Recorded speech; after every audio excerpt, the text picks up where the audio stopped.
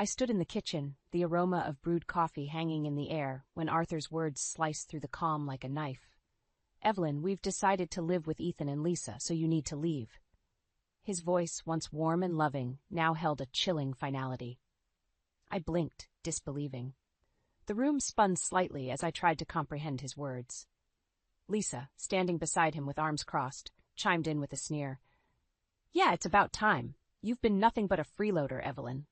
A freeloader? Me? The absurdity of it stung. I had been the backbone of this family's finances for years, while Arthur played the role of the struggling artist, and now this? My gaze shifted from Arthur to Lisa, and then back to Arthur. He avoided my eyes, his face an emotionless mask. Anger and disbelief churned in my stomach. "Is this some kind of sick joke?" I asked, my voice shaking. "No joke, Evelyn. We think it's best for everyone," Arthur said, his tone devoid of the warmth I once knew. The man I married, the man I built a life with, was now evicting me from my own home with the help of our son's wife. The absurdity of it all was overwhelming. I wanted to scream, to shout, to make them see the injustice. But all I could muster was a hollow laugh. "You'll regret this," I said, the words coming out colder than I intended. Arthur's eyes finally met mine, but there was no remorse there, just a blank stare. "Just pack your things and go, Evelyn. It's for the best." I looked around the kitchen, the heart of our home where I'd cooked countless meals, where we'd shared so many memories. And now they were casting me out like an unwanted guest. "I'll leave," I said, my voice steady despite the turmoil inside. "But remember this, Arthur, you'll regret this day." I turned, leaving them standing in the kitchen, and walked to our bedroom. My bedroom, the room where I had spent over 2 decades of my life, now just a hollow reminder of a love that had withered away. I packed a suitcase with clothes and essentials, grabbed my work laptop, bank book, and some valuables, and headed for the door. As I passed the living room, I saw them, sitting together, already erasing my existence from their lives. "You think you've won," I said, pausing at the door, "but this isn't the end. It's just the beginning." Without waiting for a response, I walked out, the door closing behind me with a finality that echoed in my heart. As I drove to a nearby hotel, my mind raced with plans and possibilities. They thought they could discard me, but they were wrong. I was Evelyn Carter, and I would not go down without a fight. This betrayal would not go unpunished. I checked into the hotel and lay on the bed, staring at the ceiling. The events of the day replayed in my mind, fueling a fire within me. They had unleashed something in me, something fierce and unyielding. I would rebuild my life, but not before making sure Arthur and Lisa understood the gravity of their mistake. They had underestimated me, and that was their biggest mistake. As I drifted into a restless sleep, one thought remained clear in my mind. This was not the end, but a new beginning. A beginning where I would take back control of my life and make them rue the day they crossed Evelyn Carter. The night at the hotel was restless, each tick of the clock a reminder of my shattered life. In the dim light of dawn, memories flooded in, bittersweet and sharp. I met Arthur when life was simpler, filled with dreams and possibilities. He was a graphic designer with a creative spark that ignited something in me. Our courtship was a whirlwind, a blend of passion and promise. We married young, and soon Ethan came along, completing our little family. But time has a way of eroding even the strongest foundations. Arthur's once passionate drive for his work dwindled into complacency. I continued working at a food manufacturing company, my career progressing steadily. It was my salary that kept us afloat, especially when Arthur decided to leave his stable job to pursue freelance work. "Are you sure about this, Arthur?" I had asked, concern lacing my words. He was confident, almost dismissive. "I'll get work from my contacts. Plus, you're doing great with your job." My job, which he casually referred to as a side gig, was the lifeline of our finances.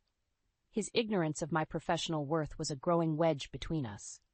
It was during this time that Helen, Arthur's mother, became a central part of our lives. Her health was failing, and I found myself taking on the role of her caregiver. It seemed natural. She was family, after all. But Arthur's lack of involvement was a bitter pill to swallow. "Why don't you help more with your mother?"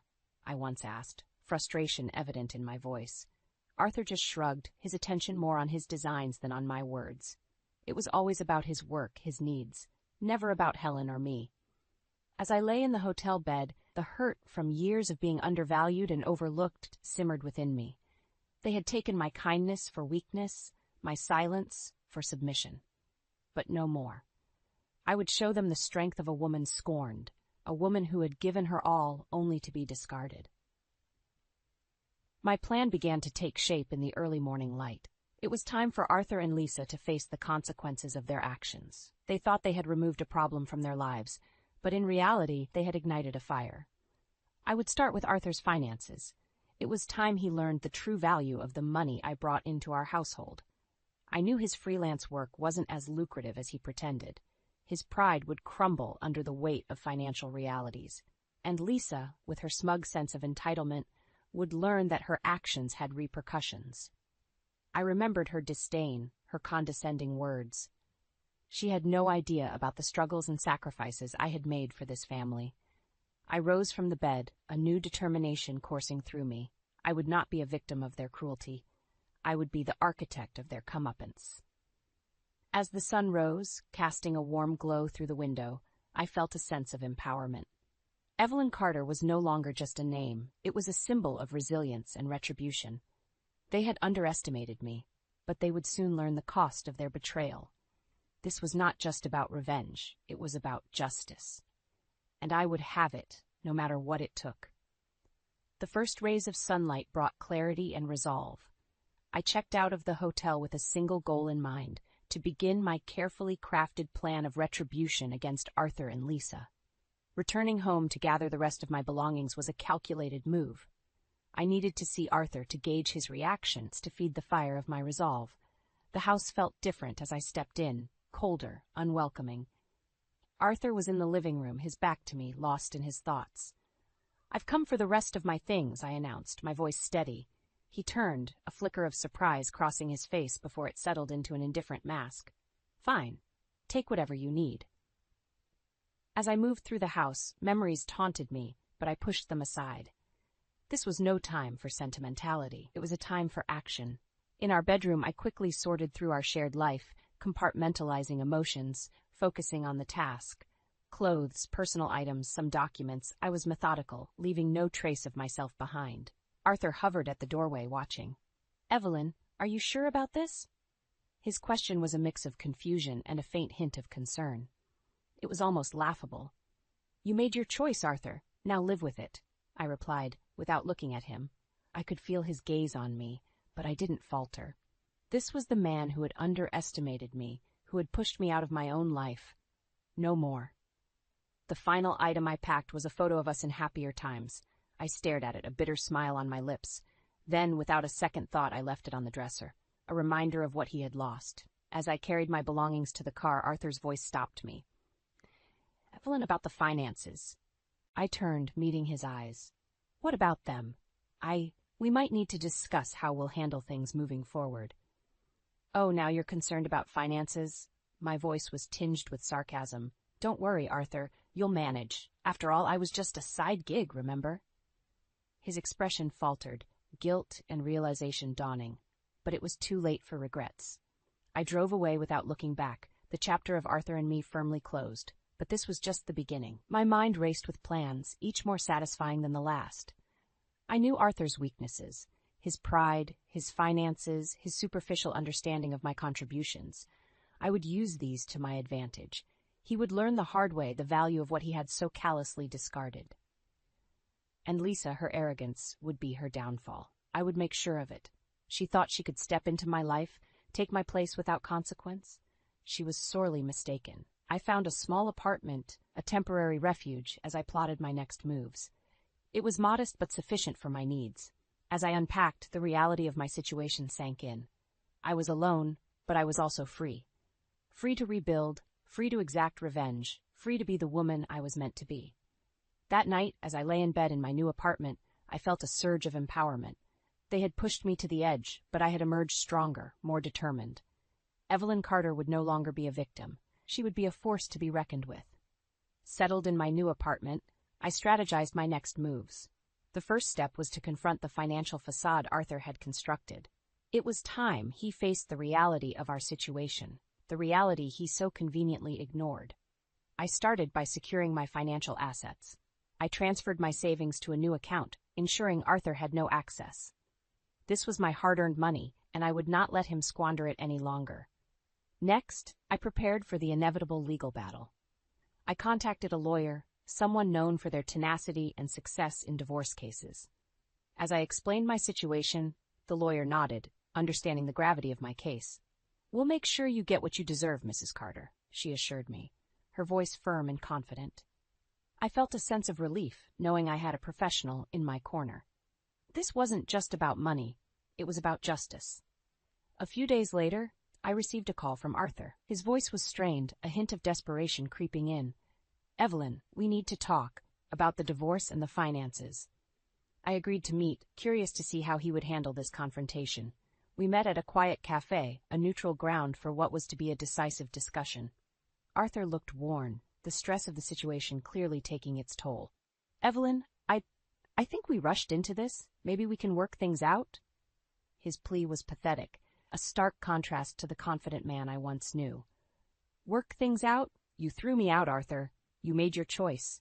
He flinched at my words, but I felt no sympathy. This was the bed he had made. "We can't afford a divorce, Evelyn, not with my financial situation." "Oh, now you admit it," I retorted, my voice laced with scorn. "You're finally facing reality." Arthur's eyes darted around the cafe, his pride wounded. I thought we could come to an agreement, without lawyers." I leaned in, my gaze steady. "You want an agreement? Fine. I want $10,000. That's my price for an amicable divorce." Arthur's face paled. "10,000? I don't have that kind of money." "That's not my problem, Arthur. You wanted me out, you pay the price." He struggled for words, his facade crumbling. I'll see what I can do." I stood up, my chair scraping against the floor. "You have 1 week, Arthur, 1 week to give me what I'm owed." As I left the cafe, I could feel Arthur's eyes on me, but I didn't look back. This was more than just a financial transaction. It was a statement. I was no longer the woman he could manipulate and discard. Back in my apartment, I allowed myself a small smile. The tables were turning. Arthur was finally understanding the cost of his betrayal. And this was just the beginning. There was more to come, and I would make sure he paid every penny of the emotional debt he owed me. The week after confronting Arthur was a whirlwind of activity. I found solace in action, each step a move towards reclaiming my life. But the true test came when Arthur called to arrange the exchange of the $10,000. We met at the same cafe, a public space where emotions couldn't easily run amok. Arthur was there first, looking more defeated than ever. He handed me an envelope, his hand trembling slightly. "This is everything I could gather," he said, his voice barely above a whisper. I didn't count the money there. I didn't need to. The look in his eyes told me it was all there. "Consider this the end of our chapter, Arthur." As I turned to leave, I could feel his gaze heavy on my back. But I walked away without hesitation. This was more than a financial transaction. It was a reclaiming of my dignity. Back in my apartment, I counted the money. Each bill was a testament to my resilience, a down payment on my new life. But it wasn't the end of my plan. Not yet. The next step was Ethan and Lisa. Arthur's betrayal was one thing, but their complicity stung deeper. It was time they faced their own consequences. A few days later, the opportunity presented itself. Ethan called, his voice strained. "Mom, we need to talk. Can you come over?" I agreed, curious about what prompted his sudden request. At their house, the atmosphere was tense. Ethan fidgeted nervously, while Lisa's usual arrogance was replaced by unease. "What's this about, Ethan?" I asked, my tone neutral. "It's about Dad," Ethan began, his eyes avoiding mine. "He's in a bad place, financially. We might lose the house." Lisa chimed in, her voice laced with frustration. "And it's your fault with that ridiculous demand for money." My heart hardened at her words. "My fault? I was thrown out of my own home, Lisa. Did you expect me to just walk away without anything?" "But we're family," Ethan interjected, a note of desperation in his voice. "Family?" I scoffed. "Family doesn't treat each other the way you've treated me." Lisa's face reddened, her facade crumbling. "Well, what do you expect us to do now? You've taken everything." I stood, my resolve unshaken. "You expect sympathy from me? You made your choices. Now, live with them." As I left, I could hear them arguing, their voices a mix of blame and regret. But it was too late for apologies. They had shown their true colors, and now they were facing the consequences. In the solitude of my apartment, I reflected on the day's events. I had set out to reclaim my dignity, to make them understand the pain they had caused, and I had succeeded. But as I lay in bed that night, a sense of emptiness crept in. Revenge had brought satisfaction, yes, but it hadn't filled the void left by my shattered family. Yet I knew there was no going back. This was my path now, and I had to see it through to the end. As the days passed, my life settled into a new rhythm, one defined by independence and strength. Yet, the final act of my plan remained. It was time to expose Arthur and Lisa's true nature, to bring their deceit into the light. I began by digging into Arthur's financial affairs. It wasn't difficult. His desperation had made him careless. I discovered a trail of debt, poor investments, and most shockingly, evidence of an affair. It was the ammunition I needed. I confronted Arthur once more, this time at his office. It was a place where he felt in control, but I was about to shatter that illusion. "Arthur, we need to talk," I said, my voice calm yet assertive as I entered his office. He looked up, surprise etched on his face. "Evelyn, what are you doing here?" "I know about the affair, Arthur, and the debts," I stated, watching as his face drained of color. That's ridiculous," he stammered, but the guilt in his eyes betrayed him. "Don't insult my intelligence. I have proof," I countered, my words sharp. Arthur sank into his chair, the facade of confidence crumbling. "Evelyn, please, let's talk about this." "There's nothing to talk about. You've made your bed, now lie in it." My words were cold, a reflection of the void he had left in my heart. I left his office, leaving him to stew in his guilt and fear. But my plan wasn't complete. Lisa was next. I invited her for coffee, a public setting where she couldn't easily escape. When she arrived, her usual brashness was absent, replaced by caution. "Evelyn, what is this about?" she asked, her voice tinged with suspicion. "It's about you and Arthur," I said, meeting her gaze. "Your role in this whole mess." Lisa shifted uncomfortably. "I don't know what you're talking about." "Oh, but you do," I countered. "You encouraged Arthur's decisions, thinking it would benefit you. But now, you're just as responsible for the fallout." Lisa's facade cracked, her composure slipping. "You can't blame me for everything." "I can, and I do. You were part of this, Lisa. You can't escape that," I replied, my voice steady. Lisa looked away, unable to meet my gaze. She knew the truth, even if she couldn't admit it. As I left the cafe, I felt a sense of closure. I had exposed their deceit, their selfishness. They were left to face the consequences of their actions, just as I had faced mine. In the days that followed, the fallout from my revelations hit hard. Arthur's affair became public knowledge, his reputation tarnished. Lisa, caught in the crossfire, faced her own set of challenges. Her marriage with Ethan strained under the weight of the truth. I watched from a distance, my heart heavy yet vindicated. They had underestimated me, but I had shown them the strength of my resolve. Yet, in the quiet moments, I couldn't help but wonder if the price of revenge was too high. I had regained my dignity, but at what cost? The family I once loved was now broken, a casualty of the war I had waged. In the weeks following my confrontation with Arthur and Lisa, the repercussions of their actions, and mine, began to unfold in full view. The house that once echoed with our laughter now stood as a silent monument to broken dreams and betrayal. Arthur's career suffered greatly from the scandal. His clients left, unwilling to associate with a man whose personal life was in shambles. His financial troubles, once hidden behind a veil of pride, were now laid bare for all to see. Lisa, on the other hand, found herself isolated. Her marriage with Ethan strained to the breaking point, as the truth of her manipulation and greed surfaced. The social circles that once welcomed her now turned their backs, leaving her to face the consequences of her actions alone. I heard through mutual acquaintances that Ethan had moved out, unable to cope with the continuous quarrels and the stark reality of their situation. Lisa, once so full of confidence and disdain, was now a shadow of her former self. And then there was Arthur. He called me one evening, his voice a mixture of sorrow and desperation.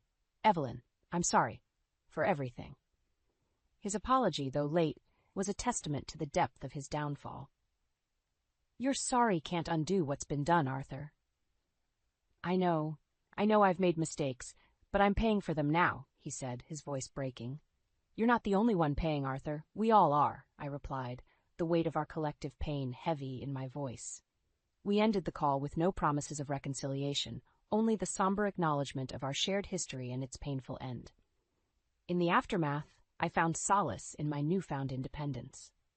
The pain of the past was still there, a dull ache that ebbed and flowed with the days. But there was also a sense of freedom, a liberation from the chains of a loveless marriage and the suffocating deceit that had come with it. As I rebuilt my life piece by piece, I realized that revenge, though sweet, was also bittersweet. It had given me closure, yes, but at a cost. The family I had once cherished was now just a memory, a lesson learned in the hardest way possible. But life has a way of moving forward, and so did I. I found joy in small things, in the quiet moments of solitude, in the new beginnings that each day brought. The scars of the past remained, but they no longer defined me. I was Evelyn Carter, a woman who had faced her demons and emerged stronger. The journey had been long and fraught with pain, but I had survived, and in that survival I had found a new sense of self, a new purpose. As I look back now, I realize that the greatest revenge was not in the downfall of Arthur and Lisa, but in the rise of my own spirit. In the end, I had not just survived, I had thrived.